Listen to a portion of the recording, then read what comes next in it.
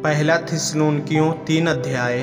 तीमुथियुस का भेजा जाना। इसलिए जब हमसे और न रह गया तो हमने यह ठहराया कि एथेंस में अकेले रह जाएं, और हमने तीमुथियुस को, जो मसीह के सुसमाचार में हमारा भाई और परमेश्वर का सेवक है, इसलिए भेजा कि वह तुम्हें स्थिर करे और तुम्हारे विश्वास के विषय में तुम्हें समझाए कि कोई इन क्लेशों के कारण डगमगा न जाए, क्योंकि तुम आप जानते हो कि हम इन्हीं के लिए ठहराए गए हैं। क्योंकि पहले ही जब हम तुम्हारे यहाँ थे तो तुमसे कहा करते थे कि हमें क्लेश उठाने पड़ेंगे, और ऐसा ही हुआ है, जैसा कि तुम जानते भी हो।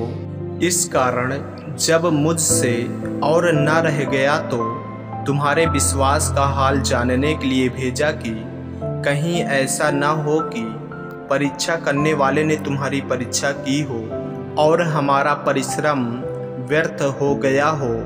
तीमुथियुस द्वारा सुसमाचार मिलना।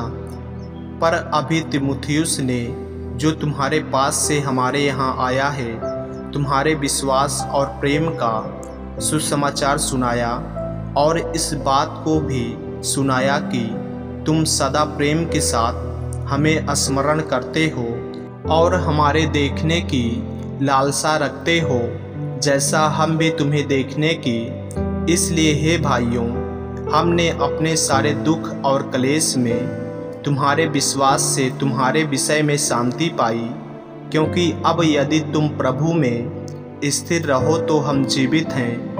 और जैसा आनंद हमें तुम्हारे कारण अपने परमेश्वर के सामने है, उसके बदले तुम्हारे विषय में हम किस रीति से परमेश्वर का धन्यवाद करें। हम रात दिन बहुत ही प्रार्थना करते रहते हैं कि तुम्हारा मुँह देखें और तुम्हारे विश्वास की घटी पूरी करें। अब हमारा परमेश्वर और पिता आप ही और हमारा प्रभु यीशु तुम्हारे यहाँ आने में हमारी अगुवाई करे, और प्रभु ऐसा करे कि जैसा हम तुमसे प्रेम रखते हैं, वैसा ही तुम्हारा प्रेम भी आपस में और सब मनुष्यों के साथ बढ़े और उन्नति करता जाए, ताकि वह तुम्हारे मनों को ऐसा स्थिर करे कि जब हमारा प्रभु यीशु अपने सब पवित्र लोगों के साथ आए तो वे हमारे परमेश्वर और पिता के सामने पवित्रता में निर्दोष ठहरे। आमीन।